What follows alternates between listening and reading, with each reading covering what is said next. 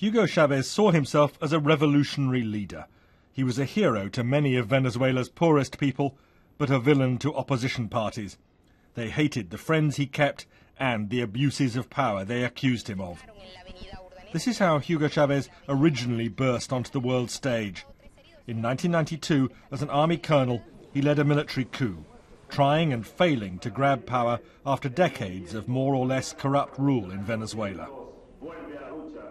Hugo Chavez was released after 2 years in jail, and the young army officer built his popularity by denouncing the rottenness he wanted to replace. With these corrupt people, you have to take everything they've stolen away from them and put them in prison, not under house arrest. Put them in a cell and turn them into a public disgrace. That's necessary for Venezuela's moral recovery. And the soldier transformed himself into radical politician. Finally elected president in 1998, Hugo Chavez transformed Venezuela's politics and presidential dress.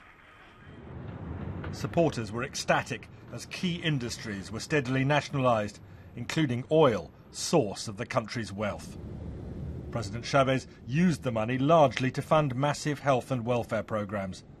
But many oil workers were dismayed, their bosses sacked, production steadily falling. In 2002, the whole country was embroiled in a general strike, and Chavez was briefly pushed from office.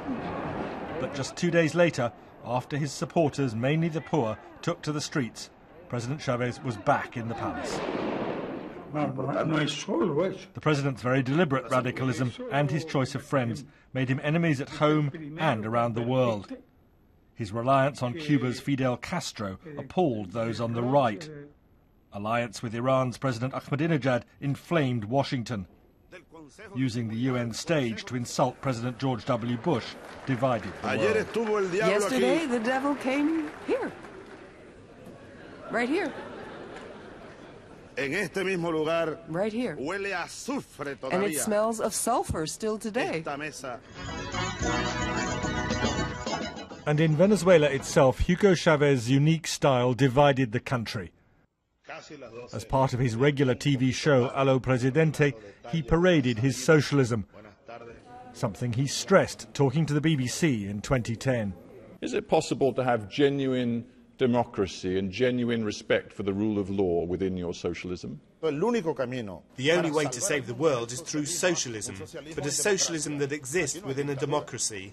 There's no dictatorship here. I was elected 3 times, and when the rich threw me out in a coup, the people brought me back to power. But Hugo Chavez also presided over Venezuela's slide into recession, despite the country's great oil wealth, despite soaring growth in the rest of South America. Paying huge subsidies to provide imported food at low prices for the poor was unsustainable. Uncontrolled violent crime marked another failure. Support for opposition parties had grown before Hugo Chavez fell ill. Flown to Cuba for cancer surgery, he was visited by his political hero Fidel Castro. How will Hugo Chavez be remembered? As a true friend of the poor or a radical turned autocrat? His rule in Venezuela polarized the nation between those who condemned Hugo Chavez as a wrecker and those who hailed him as a rescuer.